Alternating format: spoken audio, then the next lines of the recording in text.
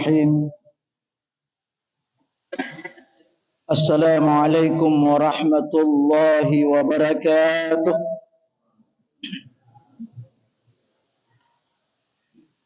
Innal hamdalillah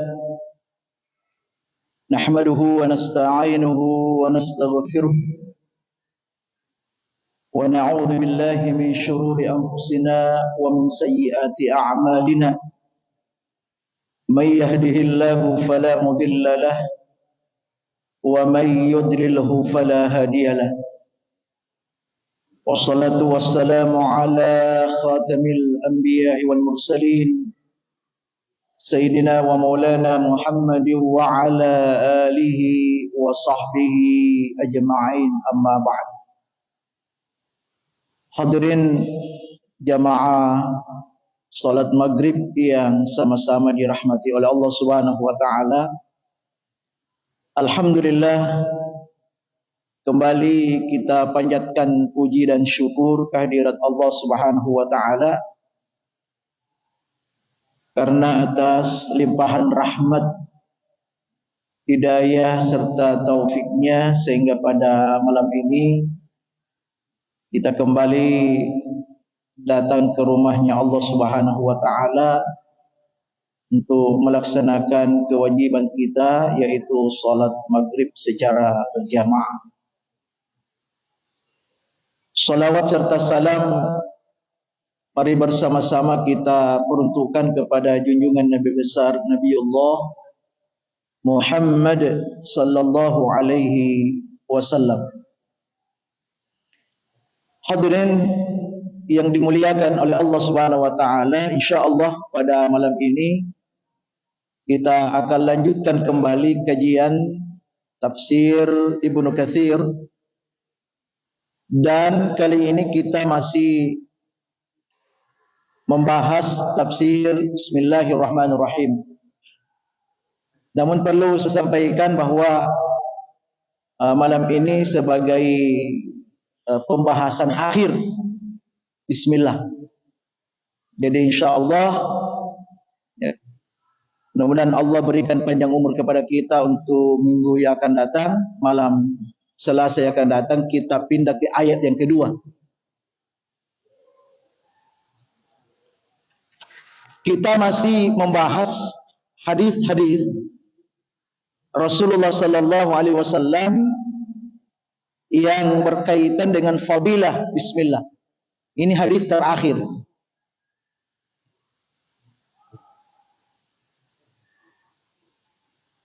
Disebutkan dalam hadis yang bersumber dari Waqi', jadi waqala Waqi' anil A'mash an Abi Wa'il an Ibni Mas'ud radhiyallahu an. Jadi hadis ini bersumber dari Ibnu Mas'ud, Abdullah bin Mas'ud, salah seorang sahabat Nabi yang termasuk dekat dengan Rasulullah sallallahu alaihi wasallam. Bagaimana redaksi hadisnya? Dia berkata, man arada an yunjiyahu Allahu min az-zabaniyah at-tis'ata 'ashar, barang siapa yang ingin diselamatkan oleh Allah dari malaikat zabaniyah yang jumlahnya 19. Ya, jadi disebutkan siapa yang ingin diselamatkan oleh Allah dari keganasan malaikat zabaniyah yang berjumlah 19, falyaqra Bismillahirrahmanirrahim, maka bacalah Bismillahirrahmanirrahim. Kenapa? Kenapa Bismillahirrahmanirrahim itu mampu menyelamatkan kita tentu atas pertolongan Allah dari keganasan malaikat zabaniyah ini yang jumlahnya 19. Fayaj'alullahu lahu min kulli harfin minha jannatun min kulli wahid. Maka Allah menjadikan baginya dari bacaan Bismillahirrahmanirrahim min kulli harfin, setiap hurufnya. Jadi Allah jadikan setiap huruf dari Bismillahirrahmanirrahim itu, berapa jumlahnya Pak? Kemarin kita sudah ya 19. Jadi Allah jadikan hurufnya Bismillahirrahmanirrahim yang jumlahnya 19 itu jannatun, surga. Ya, min kulli wahidin, dari masing-masing huruf itu. Ya, subhanallah. Ini bagian dari fadilah membaca Bismillahirrahmanirrahim. Namun sekali lagi, ini kita tegaskan kembali bahwa pengucapan Bismillahirrahmanirrahim ini bukan sebatas di lidah saja. Jadi kalau mau betul-betul kita bisa memperoleh fadilah yang disampaikan dalam hadis ini, ya kita ikuti panduannya minggu lalu. Ada paling tidak ada 4 yang harus kita hadirkan dalam membaca Bismillahirrahmanirrahim, sehingga betul-betul dari setiap huruf Bismillahirrahmanirrahim itu Allah jadikan surga. Ya, begitulah bahasa hadisnya. Wallahu a'lam. Ya, hanya Allah saya mengetahui surga seperti apa yang dimaksud dalam hadis ini. Ya, karena kita tahu bahwa surga kan hanya 8 tingkatan kan? Ya, surga kan hanya 8 tingkatan. Tapi di sini disebutkan Allah jadikan setiap huruf dari Bismillahirrahmanirrahim itu surga. Berarti 19 surga.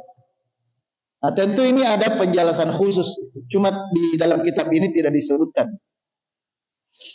Dan kalau kita mau cari penjelasannya itu pasti ada itu. Ya, namun kita tinggal meyakini saja. Yang penting kita ikhlas, ya seperti syaratnya itu ikhlas dalam membaca Bismillahirrahmanirrahim. Ya, mudah-mudahan ini bisa menjadi sumber kebaikan. Paling tidak begitulah maksud. Itulah paling tidak seperti itulah yang bisa kita jadikan sebagai dasar.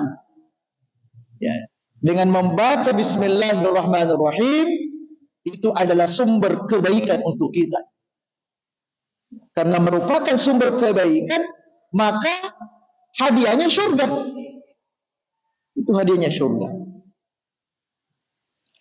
Hadirin yang dimuliakan oleh Allah Subhanahu wa taala. Ada satu hal yang perlu kita bahas secara panjang lebar di sini. Jadi hadisnya sampai di situ saja. Tapi ini ada yang perlu kita jelaskan. Di sini disebutkan malaikat, ya. Malaikat yang namanya malaikat zabaniyah. Mungkin kita, ya mungkin ada yang baru dengar, dan mungkin baru tahu, oh ternyata ada namanya malaikat zabaniyah. Padahal selama ini kita kenal hanya 10 kan? Hanya 10 malaikat. Dan itu yang wajib kita percayai. Karena iman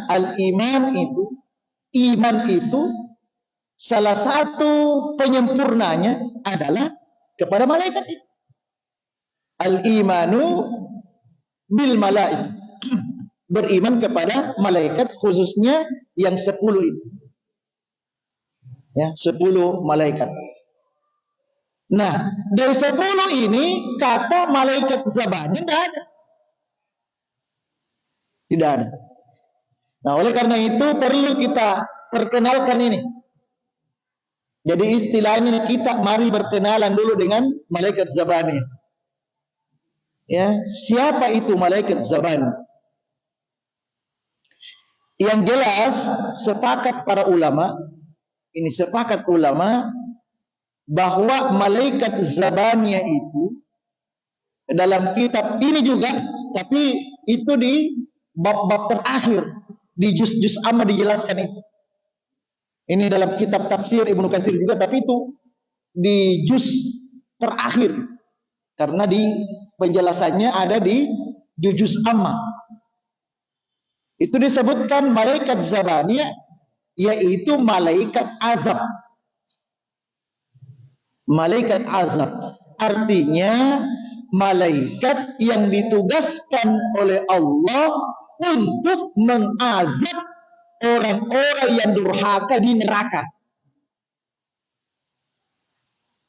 Nah, itu malaikat Zabaniyah itu secara singkat. Ya, pengenalan kita bahwa malaikat Zabaniyah itu adalah malaikat azab, yang berarti Allah tugaskan malaikat Zabaniyah ini untuk mengazab atau menyiksa orang-orang yang durhaka di neraka, khususnya di neraka jahanam. Lalu timbul pertanyaan, terus bagaimana dengan malaikat yang ada di 10 yang wajib diimani itu? Yaitu malaikat Malik. Nah, apakah malaikat Malik itu sebenarnya malaikat Zabaniyah? Ya, karena ada juga ulama mengatakan begitu. Oleh karena itu, di sinilah kita clearkan. Jadi ternyata selain dari malaikat Malik yang ditugaskan oleh Allah Subhanahu wa taala untuk menyiksa orang-orang yang masuk neraka, ternyata ada malaikat yang lain. Nah, sekarang kita sebelum kita panjang bahas lebih detail mengenai malaikat Zabaniyah, sedikit saya mau sampaikan tentang malaikat Malik itu. Yang kita pahami kan bahwa malaikat Malik kan malaikat penjaga neraka kan gitu. Sedikit lebih dalam, di sini ada beberapa sumber saya kutip. Perlu diketahui bagaimana wujudnya malaikat Malik itu. Ya, yang jelas malaikat Malik ini kan salah satu makhluk Allah yang gaib, bil gaib. Ya, termasuk makhluk Allah yang kita tidak bisa lihat, tapi malaikat bisa lihat kita. Ya, sama dengan jin. Jin itu gaib juga. Kita tidak bisa lihat dia, tapi dia bisa lihat kita. Nah, tapi wujudnya seperti apa sih ketika nanti intinya kita akan melihat itu. Nah, disebutkan dalam berbagai riwayat, kalau wujud fisiknya, malaikat Malik itu mempunyai tangan dan kaki yang bilangannya sama dengan jumlah penduduk neraka. Kita tidak tahu berapa jumlah penduduk neraka itu. Begitulah jumlahnya tangan dan kakinya itu. Jadi tidak repot kalau menyiksa. Kita berpikir, bagaimana itu malaikat Malik caranya menyiksa itu? Banyaknya orang itu disiksa. Oh, tidak. Allah sudah kasih dia fasilitas. Dan dijelaskan lagi, setiap kaki dan tangannya itu bisa berdiri dan duduk. Wallahu alam seperti apa bentuknya itu. Seperti itu yang disebutkan dalam riwayat. Dan juga dapat membelenggu, dapat merantai setiap orang yang disiksa itu. Ya. Wallahu alam. Jadi kita tidak bisa bayangkan. Sekali lagi, persoalan akhirat itu kita tidak bisa membayangkan karena disebutkan kan mala ainun ra'at. Tidak pernah terlihat oleh mata itu. Urusan akhir seperti itu. Jadi ketika disebutkan seperti itu, ya wallahu alam seperti apa bentuknya. Kita tidak tahu seperti apa pastinya. Kemudian bagaimana wajahnya itu?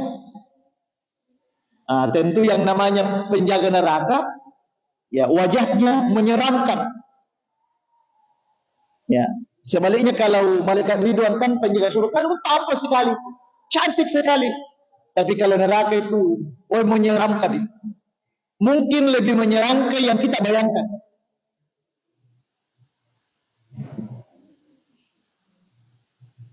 Ketika malaikat Malik ini disebutkan juga dalam riwayat, ketika malaikat Malik ini melihat ke arah neraka, hanya melihat saja, maka sebagian api memakan api yang lain karena takutnya kepada malaikat Malik. Jadi api baku makan, kayak dia lari itu takutnya sama malaikat Malik. Ini api neraka takut sama malaikat Malik.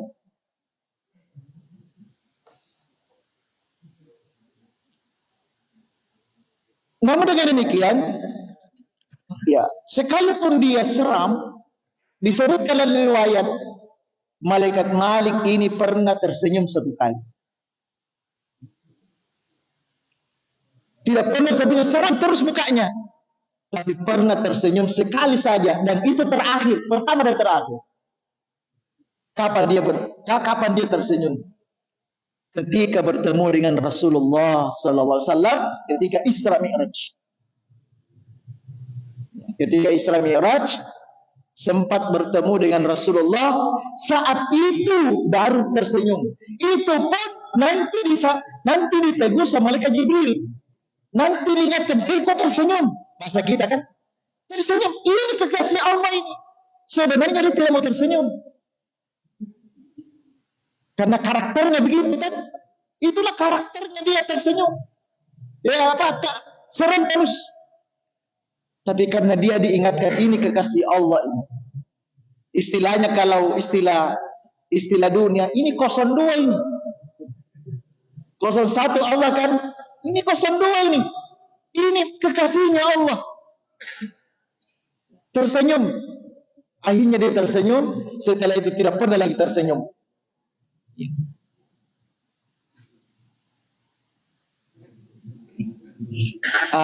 Itulah seputar malaikat Malik. Dan ketika bertugas diantaranya, ini diceritakan dalam surah Az-Zukhruf ayat 77. Wa nadaw ya maliku liyaqdi alaina rabbuk qala innakum makithun. Ini ceritanya penduduk neraka ini.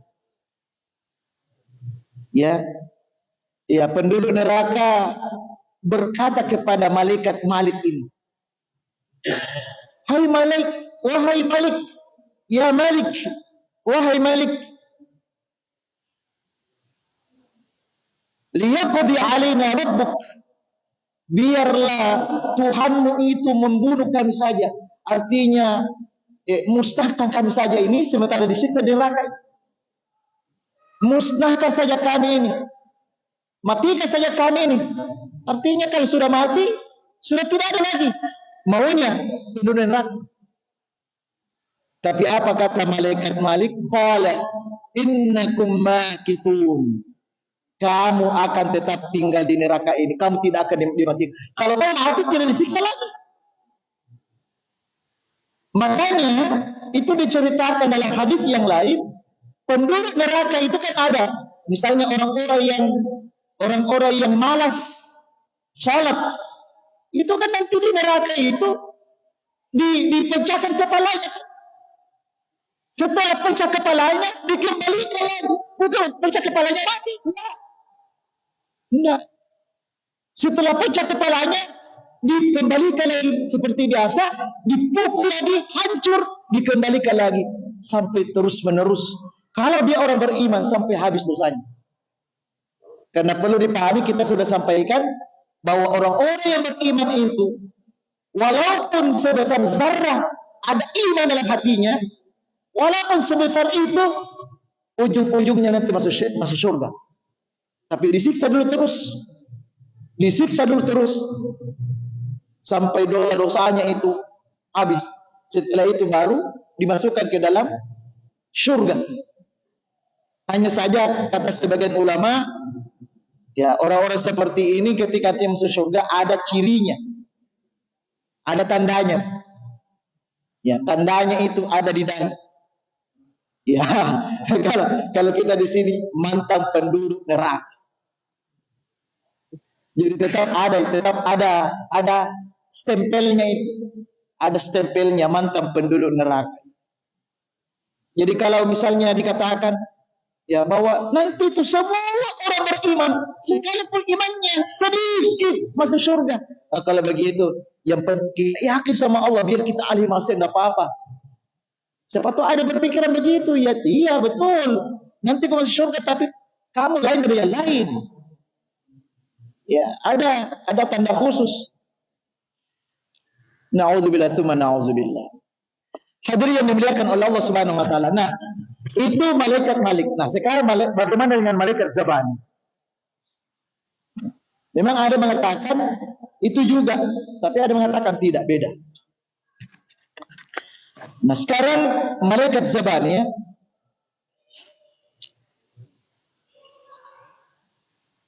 Zabani itu sendiri kalau dari aspek bahasa itu berasal dari kata zaban. Zaban itu artinya mendorong atau menolak. Itu ad-daf'u. Kalau dalam bahasa Arab az-zaban huwa ad-daf'u. Jadi zabani itu berasal dari kata az-zaban yang artinya ad-daf'u. Ad-daf'u itu maknanya mendorong atau menolak. Nah, kenapa disebut? Kenapa maknanya sebut? Kenapa disebut dimaknai menolak? Ya, kata ulama karena memang malaikat Zabaniyah ini tugasnya begitu. Nanti di akhirat. Jadi dia dorong supaya orang masuk neraka. Ya, itu dari aspek bahasa. Jadi dari aspek bahasa namanya saja itu sudah menunjukkan bahwa memang tugasnya dia memasukkan ya orang-orang durhaka itu ke dalam neraka dan menyiksa di dalam.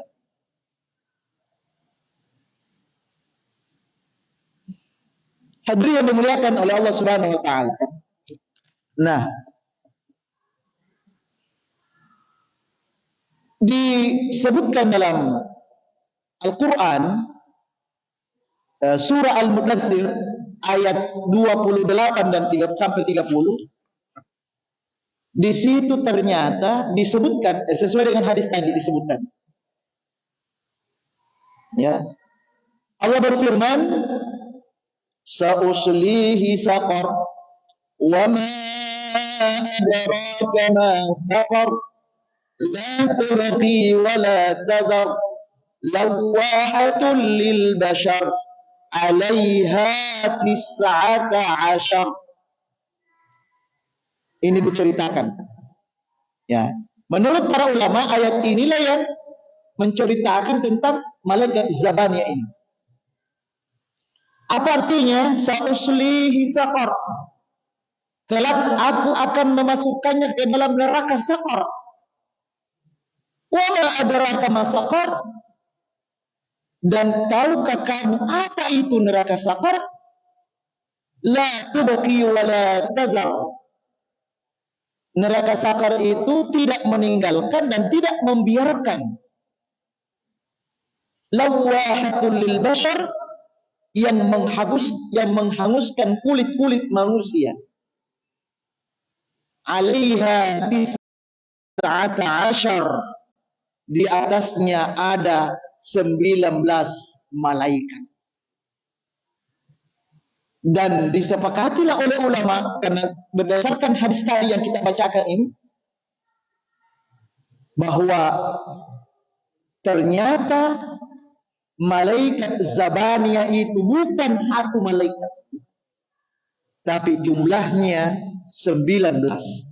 Jadi 19 jumlahnya malaikat Zabaniyah. Nah, yang menjadi pertanyaan, apakah dari 19 malaikat ini, malaikat Zabaniyah ini, masuk di dalamnya malaikat Malik, atau tersendiri? Di sini ulama beda pendapat. Ada yang mengatakan sebenarnya malaikat Zabaniyah itu nama kelompok itu. Ya, nama kelompok lah. Di dalamnya di situ ada malaikat Malik, ada malaikat ini, cuma disebutkan rinci. Ada yang mengatakan begitu. Berarti disimpulkan bahwa malaikat yang ditugaskan Allah menyiksa nanti itu ada 19. Termasuk malaikat Malik. Tetapi ada juga ulama mengatakan tidak. Ya. Malaikat Zabaniyah 19 itu tersendiri. Itu tersendiri. Malaikat Malik juga tersendiri. Nah, apa posisinya malaikat Malik? Malaikat Malik itu adalah bosnya, pimpinannya, direkturnya. Kalau menurut mereka begitu. Jadi direktur, ya penjaga neraka itu Malik, malaikat Malik. Sementara bawahannya, staf-stafnya itulah malaikat Zabaniyah. Nah, kenapa dikatakan seperti itu? Kenapa beda? Ya, malaikat Malik beda dengan malaikat Zabaniyah. Karena disebutkan juga dalam riwayat,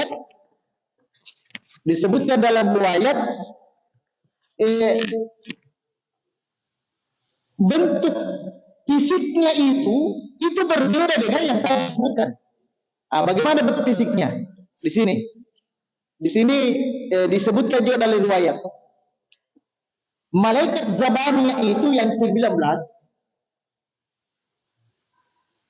itu pertama dulu digambarkan sangat mengerikan seperti malaikat Malik. Itu kesamaannya. Menyeramkan, mengerikan, menakutkan. Itu sama. Ada yang berbeda, ini yang berbeda. Penglihatannya malaikat Zabaniyah ini itu laksana kilatan petir yang menyambar. Jadi ketika dia memandang itu seperti petir. Giginya malaikat Zabaniyah ini yang 19 ini sangat besar, menyerupai tanduk sapi. Jadi giginya saja seperti tanduk sapi. Sementara bibir-bibirnya, ini gambaran yang disampaikan oleh ulama. Sementara bibir-bibirnya itu menjulur hingga telapak kaki. Jadi bibirnya itu menjulur, itu panjang sekali ke bawah sampai di kakinya itu. Ini kan sudah beda sekali kan tadi bagaimana bentuk fisiknya malaikat Malik. Makanya ulama mengatakan bahwa malaikat Zabaniyah, malaikat Malik itu berbeda. Di situ ada istilah bosnya, direkturnya, ada bawahannya, stafnya. Kemudian diceritakan lagi mulut malaikat Zabaniyah itu mengeluarkan api. Perawakannya sangat besar. Karena besarnya karena besarnya perawakannya itu sampai digambarkan bahwa kedua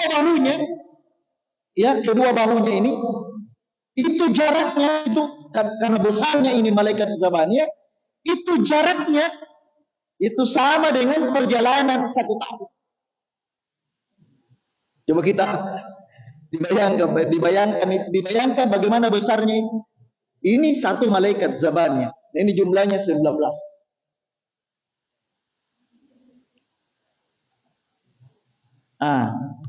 Kemudian digambarkan juga bahwa malaikat Zabaniyah itu kaki mereka berpijak di bumi, kepalanya di langit.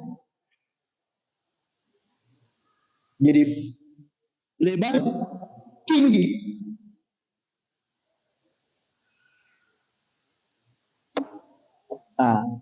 Ini disebutkan dalam tafsir yang lain, namanya tafsir At-Tabari. Jadi ada juga tafsir yang lain, tafsir At-Tabari itu ketika menafsirkan surah Al-Alaq. Kenapa? Karena di situ kan ada ayat sanada'uz zabaniyah. Sanada'uz zabaniyah. Falyad'u nadiya sanada'uz zabaniyah. Kan ada di situ ayat. Terkait dengan ayat ini, ini juga ayat yang mengingatkan bahwa dalam neraka itu ada namanya malaikat Zabaniyah selain daripada malaikat Malik. Jadi falyad'u nadiya sanada'uz zabaniyah. Surah Al-Alaq ayat 17 sampai 18. 17-18. Disebutkan tadi ini juga cuma di juz terakhir itu, dan juga di tafsir At-Tabari tadi. Ayat ini surah Al-Alaq ayat 17-18 itu ada asbabun nuzulnya. Disebutkan riwayat dari Ibnu Abbas. Ini riwayat dari Ibnu Abbas yang menceritakan sebab turunnya ayat ini. Pernah Abu Jahal berkata, la in ra'aitu Muhammadan yusalli 'inda al-Ka'bati la ata'anna 'ala 'unuqi. Artinya, jika saya melihat Muhammad, dia panggil Muhammad, jika saya melihat Muhammad yusalli 'indal Ka'bati, salat di samping Ka'bah, kalau saya lihat dia salat di situ, itu kata Abu Jahal, dia umumkan, dia sampaikan, la ta'ala, saya akan injak leher. Itu kurang ajarnya itu Abu Jahal. Kurang ajar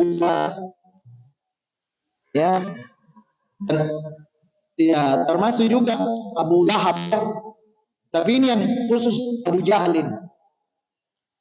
Abu Jahal pernah menyampaikan bahwa kalau saya lihat Muhammad itu salat di dekat Ka'bah, saya injak lehernya. Nah, suatu ketika dia lihat Rasulullah salat di sini.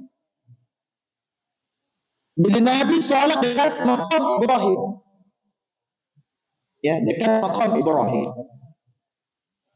tiba-tiba datang Abu Jahal, lalu mengatakan, Muhammad, dengan berkata-kata kasar di situ, yang bagi kita itu tidak pantas, diucapkan di hadapan kekasih Allah. hadapan Rasulullah Sallallahu Alaihi Wasallam. Tapi yang namanya Abu Jahal, ya, tidak punya etika, tidak punya adab, apalagi dianggap sebagai musuh dan sebagainya. Dia berkata kasar kepada Nabi.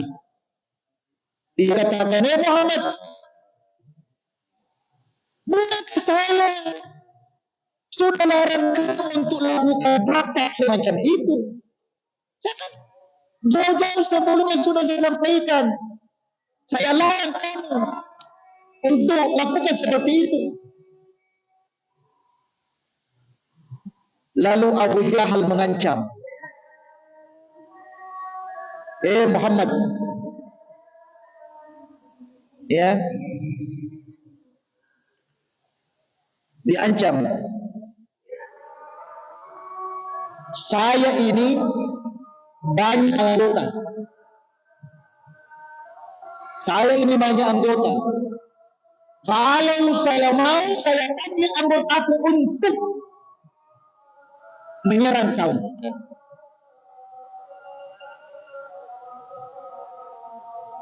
Lalu bagaimana sikap Nabi saat itu?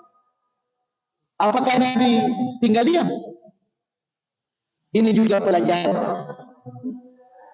Ternyata Nabi tidak diam begitu saja. Dia diancam oleh Abu Jahal. Setelah Abu Jahal mengancam Nabi, Nabi tidak diam, tetapi Nabi ikut mengancam. Diancam juga itu. Tapi di sini tidak disebutkan, dalam hadis ini tidak disebutkan bagaimana ancaman Nabi itu. Ya.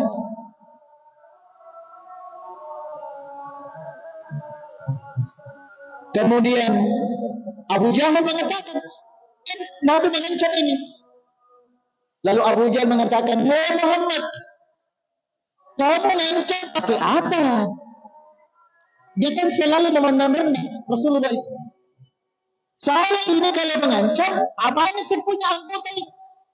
Kalau saya saja kasih isyarat, serang kamu di sana sekarang.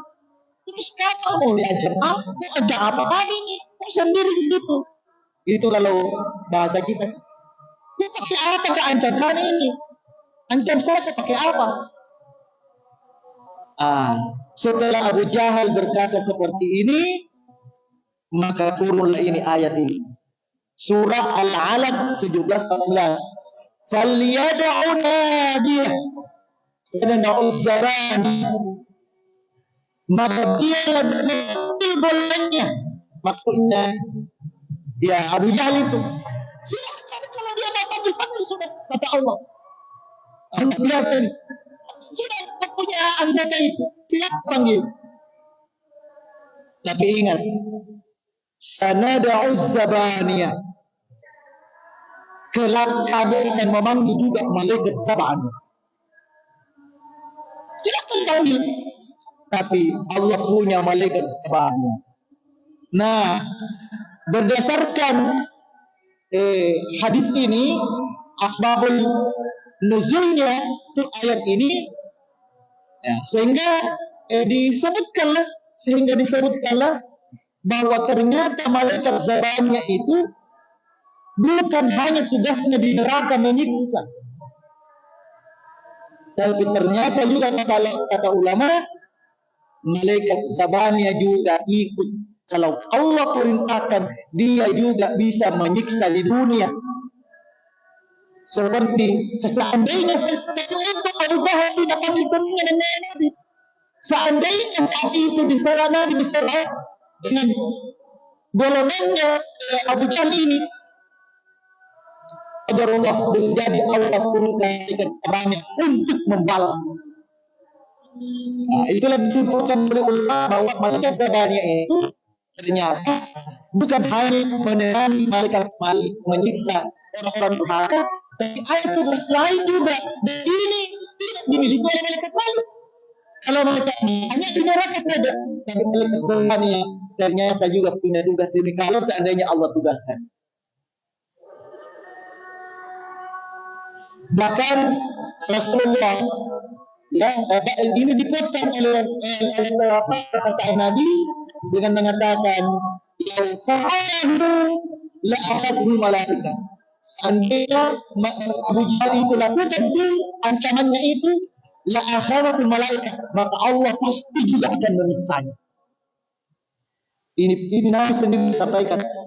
Makanya diyakini oleh ulama malaikat Zabaniyah ini juga tugasnya di dunia. Ya, tugasnya juga bisa dilaksanakan di dunia. Hadirin yang dimuliakan oleh Allah Subhanahu wa taala. Kemudian terakhir, bagaimana sifat-sifatnya itu? Kalau tadi kan karakternya seperti apa? Ya, bentuk fisiknya. Nah, apa sifatnya malaikat Zabaniyah itu? Ternyata itu disebutkan dalam Al-Quran surah At-Tahrim ayat 6. Ini ayatnya populer. Ya ayyuhalladzina amanu qu anfusakum wa ahlikum nara wa quduha an-nas wal hijaratu 'alaiha malaikatun ghilazun shidadun la ya'suna Allah ma amarahum wa yaf'aluna ma yu'marun. Inilah sifatnya ini. Sifatnya malaikat Zabaniyah. Ya, pertama malaikatun gilazun, malaikat yang kasar. Satu. Syidadun, malaikat yang keras. La ya'sunallaha ma amarahum wa yaf'aluna ma yu'marun. Dan sifat berikutnya, mereka itu tidak pernah mendurhakai Allah, bahkan dia selalu melaksanakan perintah-perintah Allah Subhanahu wa taala. Hadirin yang dimuliakan Allah, saya kira inilah bagian akhir tafsir Bismillahirrahmanirrahim. Kita sudah tuntaskan dari beberapa kali pertemuan ini. Yang kalau saya catat itu lebih dari 20 kali pertemuan ini. Kita bahas mengenai tafsir Bismillah. InsyaAllah untuk pertemuan yang akan datang kita masuk pada tafsir Alhamdulillahirabbil alamin. Bagaimana penjelasan tafsirnya insyaallah kita akan lanjutkan pada pertemuan yang akan datang. Mari kita tutup kajian kita dengan sama-sama baca doa kafaratul majlis. Subhanakallahumma wa bihamdika asyhadu an la ilaha illa anta astaghfiruka wa atubu ilaik. Wabillahi taufiq wa da'wati wal irsyad. Wassalamualaikum warahmatullahi wabarakatuh.